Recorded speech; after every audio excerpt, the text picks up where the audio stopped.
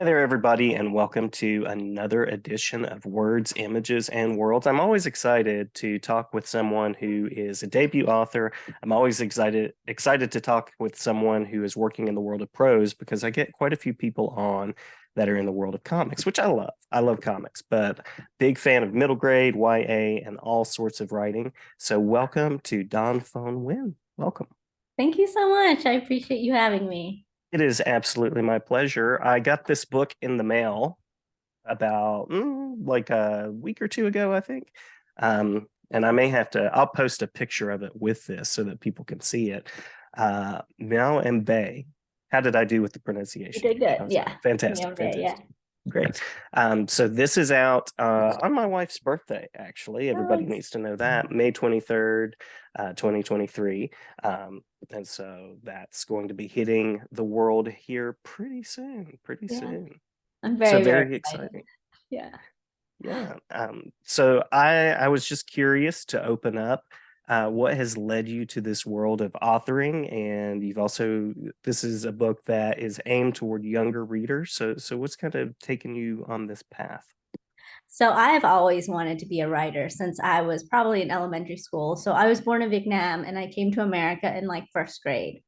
And so since I learned English, I have always been drawn to reading and writing from the very beginning. I remember in second grade, our teachers, like, we did a project at school about how to make a book. And it was all about the seasons. And I was like super fascinated. And after that project was done, I remember like in the summer, like I would read and then I would write my little books. And it started as like I was a superhero in my own little world. So I was like super fun and I would draw my little comics about me being Superman and saving the world. And so, and as I got older, I just continued to write. I don't know why. I think it was just, it was just always part of who I am. Lots of things have changed in my lifetime, but the one thing that's been consistent about who I am is I've been a writer. When I was a teenager, like school was hard. I was bullied a lot because I lived in a small southern town and like people were not nice to me. And so writing was basically an escape, something that helped me escape from my own world and I could be immersed in something else. And in the summer, the library would always have like reading contests, and I would like literally just read book after book after book. It started with like R.L. Stein's like Goosebumps, like those series. And I just kept on reading and reading, and I just loved um, different worlds. I enjoyed like guessing what was going to happen in books. And so like I don't know, I've always been immersed in like stories. It's like part of who I am. It's just my identity. Like in the very early ages of the internet, like I would write short stories and fan fiction and post it on AOL, and Nice. people would comment on it, and it just like it made me so happy, and I just kept doing it. I was like, oh, I'm really good at this. And like since I was a teenager, I wanted to be a published author. So that has always been my lifelong dream. And I've written other manuscripts that didn't sell, and as a writer, you just keep on plugging along because not every manuscript is good enough to be published. And I never wanted to be self-published. I always wanted to be traditionally published. So I'm thrilled that Mèo and Bé found a home, and that it's going to come out into the world.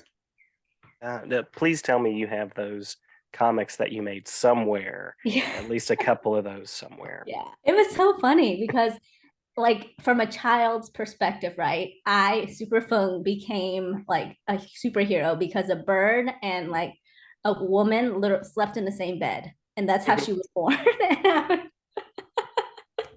And now Very like looking back, Greek it's like, mythology. I love it. yeah, I know. I just made my own like weird mythology. And she like went around, just flew around the world, like saving people from burning buildings. So yeah. I love those. Like, I love my early works. Like, I still have like a notebook from middle school and high school of my stories, and every time I read them, I'm like, this is so bad. But I remember thinking, oh my gosh, this is so good. They're all steps in the journey. They're all steps in the Yeah, yeah. journey. It's all practice. Practice makes Yeah. perfect. And I love your story of persisting through different stories, different novel approaches, because now we have Meow and Bay.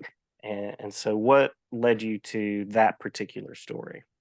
So I started writing Mèo and Bé in 2016. And I want to share the first words I ever wrote that did not make it in the final novel, but I still really loved those words. And that's kind of what sparred me to keep on writing because like these words got stuck in my head.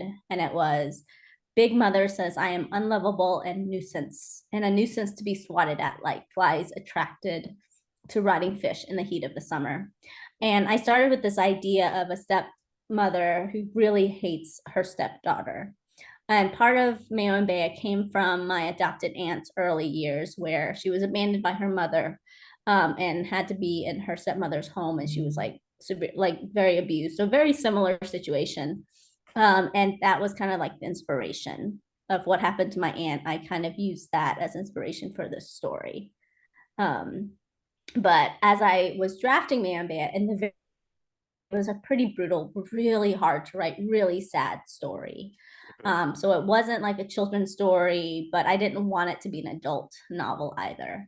I always wanted this to be a middle grade novel. And, you know, but Bea's life was really harsh in the beginning. In the very first draft, she didn't have Mayo. She didn't have her brother who cares for her. Like it was just literally her against the world. And later, like I softened through like revision and through editorial advice, I softened the story and it became more middle grade friendly.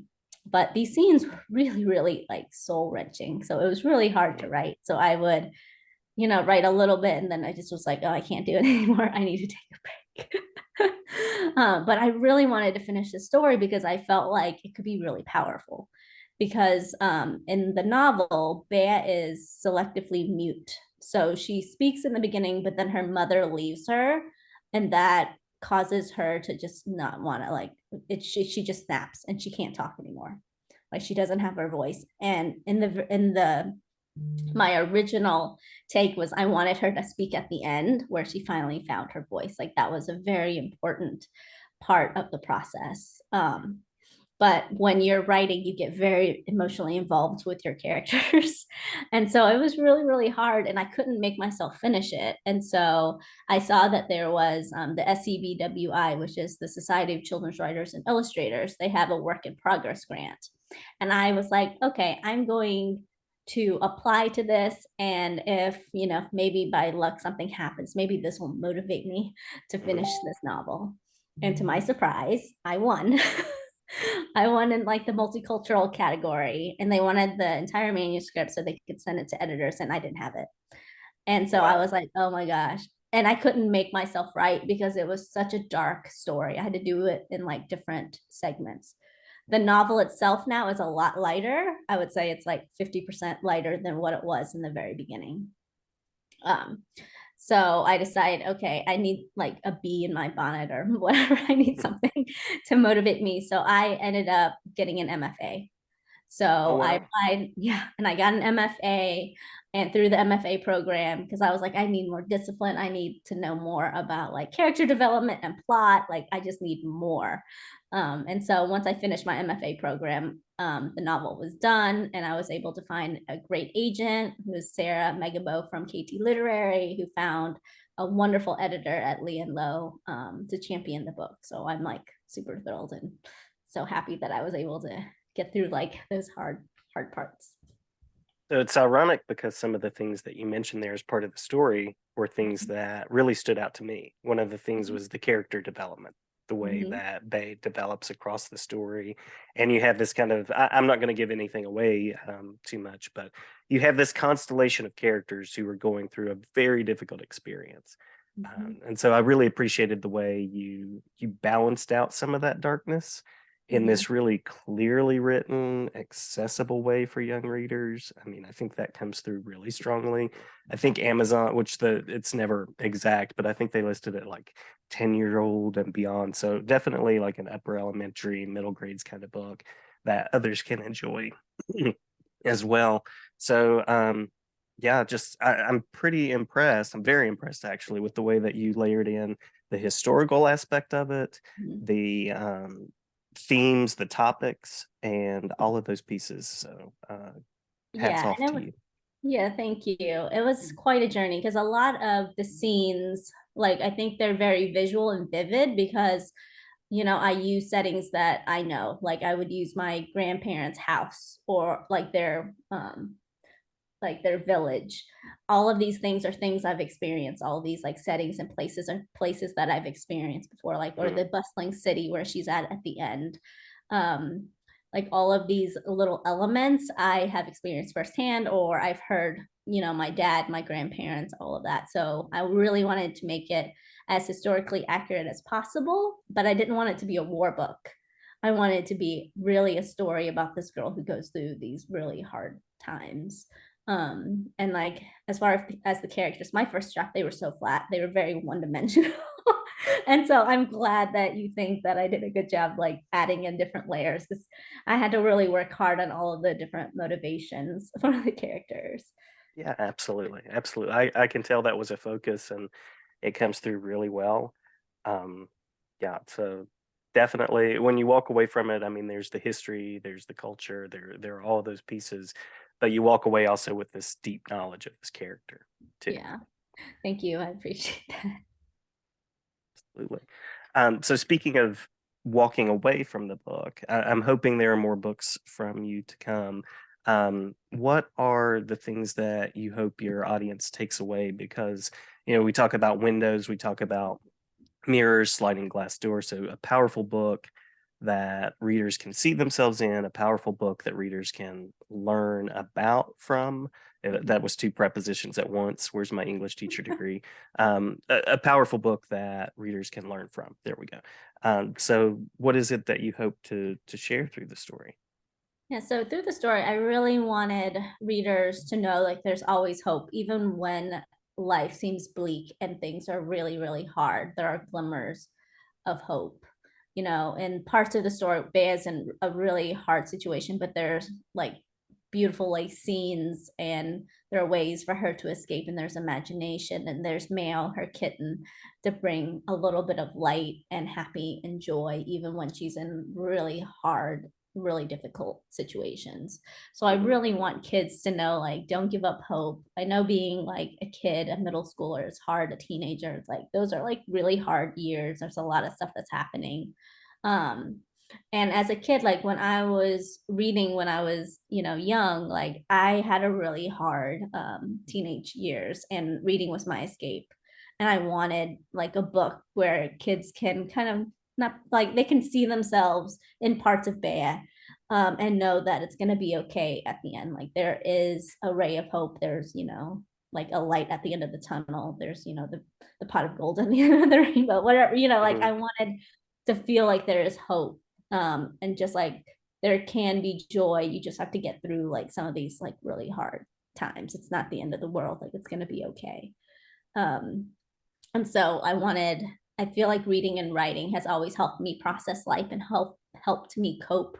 And I really hope that I can pass that along to my readers. Awesome. Awesome. And love that. Speaking to the joy of the process too. And again, I just can't say enough about the balance of that there are real life issues, there are difficult things, but your handling of it is so deft in the way that you go through it. And that metaphor of finding your voice, I think Mhm. is just powerful. So Yeah. Yeah. And that was really important. I worked really hard for, when the story starts, Bea can still speak. So we have, some scenes where she's still able to speak, and we have this really like heartfelt scene of when she loses her voice and that whole process. And at the end, I didn't want her to just like start speaking again because things are starting to like get better. I wanted it to mhm. be a very like crucial moment. And so I'm very like happy with how I was able to do that. And I hope that other characters can relate, and other people, readers, can relate to that whole journey. Cause like I feel like finding your voice was a very big theme in this novel. And I like the way you did that with the character, tracing that journey and the ups and the downs. Um, Yeah. because some books I've read, you sort of start and you're like, well, what's going on with this character? And there are more of those questions, but it worked really well in this context of leading through and getting to know Bay and this entire context that students and readers would have to dig into a little bit. Yeah, that's great. Yeah. Because, originally, like, Bea had no agency because some of these things just happened to her and she Hmm. has to cope. And so I worked, really hard when I was drafting to make sure that she had agency, that she had a personality, that she was able, even if she's in kind of hopeless situations sometimes, that she's able to, like, have some sort of agency and, Yeah. the story along. And I love that idea of sharing agency with all readers, young readers, Yeah. particularly. But that's a strong point. Yeah. And it's hard. Like being a kid is hard. You feel like you don't have a lot of control over your life. And there are some, sometimes you have like little things that you can control. And I feel like it's really awesome when kids are able to be like, okay, I can speak my word. I can say these things, or I can do certain things to kind of make me feel like I can, get through this and do this, even when things are a little harder.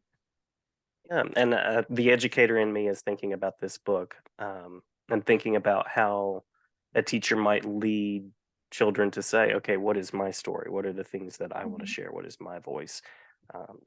Just as when you were a young person reading and experiencing the world and writing, I can totally see that being. If I were to teach it, which I probably will, um, Okay. that would be a direction that's right there, and just again, such a powerful story. Yeah, thank you. I appreciate that. I'm so glad that you enjoyed it and you got all these great thoughts from it.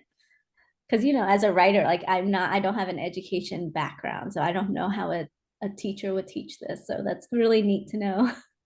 And writing is a lonely thing too, I know. So Mhm. I can imagine you crafting and being like, "There's this," and then it's kind of shouting in the dark, and then inviting someone into the room. So, um, Yeah, yeah, glad to be invited into this yeah, particular room. yeah. Thank you. Yeah, I'm very excited to see like what the reader response is going to be and what kids think about the book and what adults think about the book.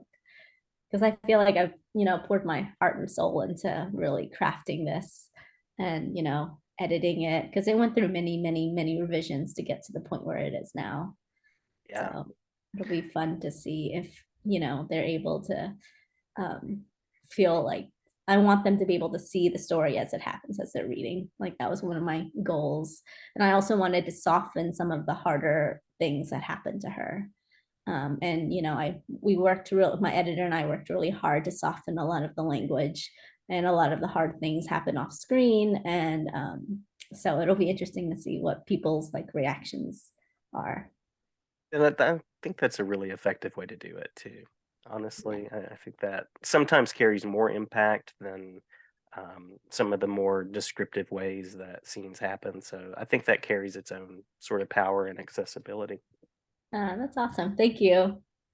I imagine you have a busy time ahead of doing things like this, Yeah. interviews and talks, anything for listeners that you want to promo as far as your website, speaking engagements, anything else about the book. I'll mention Yeah. again, Meow and Bay.